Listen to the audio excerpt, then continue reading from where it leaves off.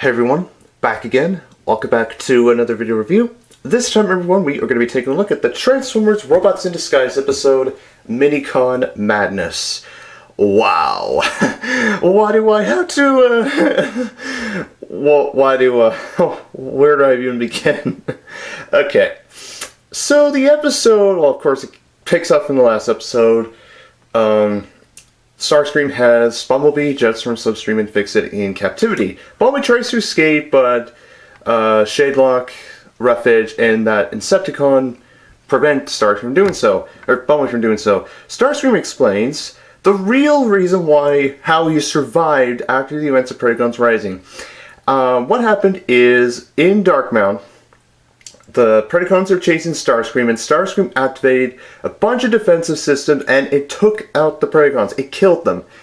Okay, and what happened is Starscream absorbed a bunch of power from Insecticons, and Megatron was conducting an experiment, basically. And Starscream pretty much taunting, basically. He still has the Dark Starsaber, it goes from there and so forth. Meanwhile, Optimus Prime, obviously, and the Autobots are trying to figure out a way to rescue Bumblebee and stuff. And what happens is Danny and Russell, they've gone to the training course from a couple episodes ago, when they encountered Thermidor the first time. And they say, hey, we can run the base effectively now since we took the training course. Optimus is like, awesome. And what happens if everyone goes off and they encounter the MiniCons. The MiniCons fight the Autobots. And then Aerobolt, he meets Optimus Prime. And he's like, we haven't seen each other since we were both captured by Megatron.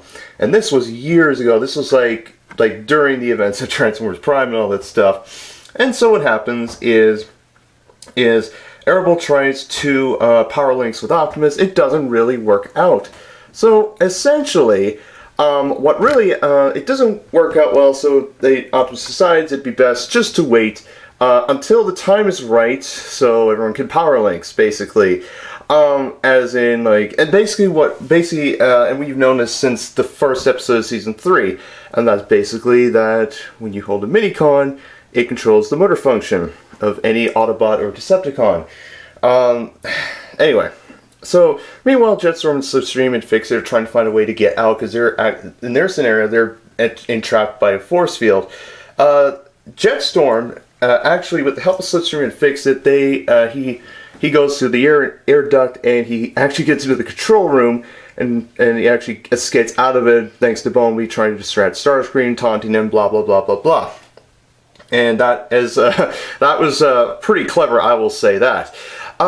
Meanwhile, after some conversation, bit of battling, and after the Autobots agree to go and find Bumblebee with the MiniCons, Triceratops, sorry, I think I said it right the first time, is not too, he's not too sure. He's like, I'm gonna go on my own. And then Sawtooth is like, no, let's just figure this out.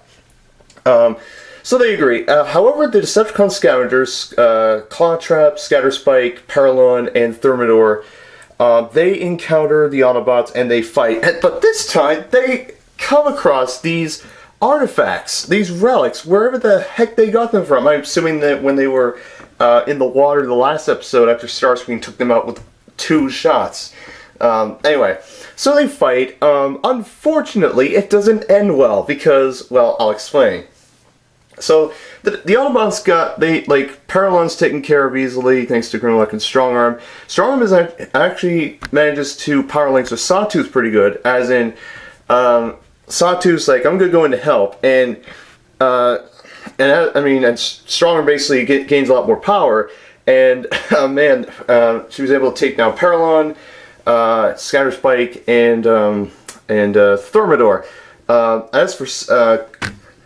As for Clawtrap, he is undetected. Well, he's untouched. Well, I mean, Dretch fights him a bit, but not really much. I will say Clawtrap is a huge improvement over Clampdown, as in Clampdown was more of a coward / worrier / whatever you want to call it, as opposed to Clawtrap, who Clawtrap is like, yeah.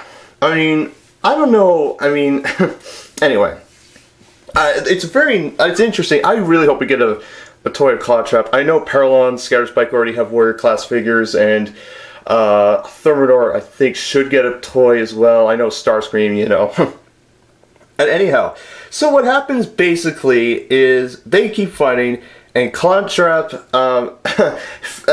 he's undetected after Thermidor knocks down Sawtooth, and Aerobolt and the other Minicons say, "Hey, let's go help the guys." And Optimus like, "No, don't leave us. No, please, no." And Clawtrap, he actually uses it's a device that shoots these electric nets, and I know one of the other devices, it was a bubble pressure that Paralon used on Optimus. I think it was Paralon. I don't know. And well, Saturn is able to destroy that, and the other relic, there was just these daggers, Energon daggers and swords and all that stuff. But Clawtrap uses this Energon net catcher to trap the Autobots, but not before Starscream detects their signatures, and unfortunately at the end of the episode captures the Minicons, with Starscream obviously saying he wins. The end. And that is the end of the episode. Wow. I will say, it was such an amazing episode, to say the least. Wow. It was something. I really hope that Optimus still has that ship that he came out of at the end of the last episode. Not this one, but the last one. My God. They need to figure this out one way or another. Oh, man. But anyway, it's really interesting, to say the least. The fact of the matter is that, wow. Oh my wow. Wow, wow, wow, wow.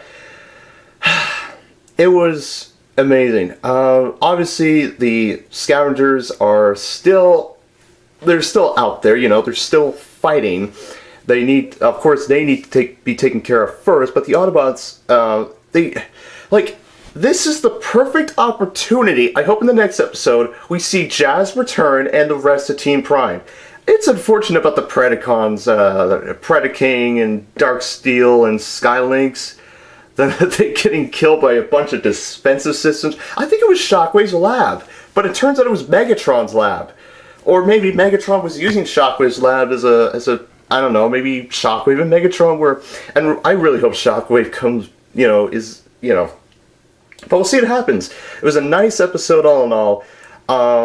I mean, Starscream is more serious, and it was something. At first I thought, because the comics interpreted differently in the fact that Starscream got beaten up very badly and Shockwave repaired him, I think.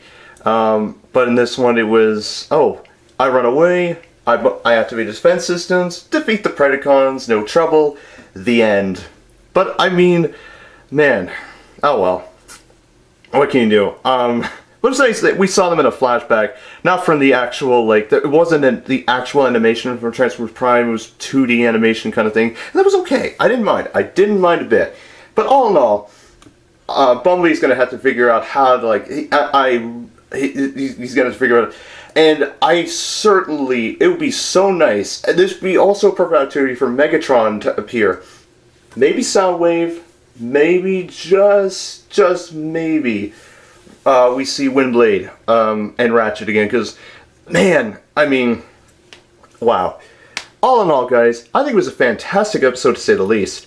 And of course, seeing Optimus, and Optimus, of course, is different than what we saw last time, because he doesn't have, he's all blue and red, doesn't have the detail. He's basically not his Clash of the Transformers self from Season 1 and 2. He's basically the normal Optimus, like we saw back in Season 1, before he came back at the end of Season 1, if you know what I mean.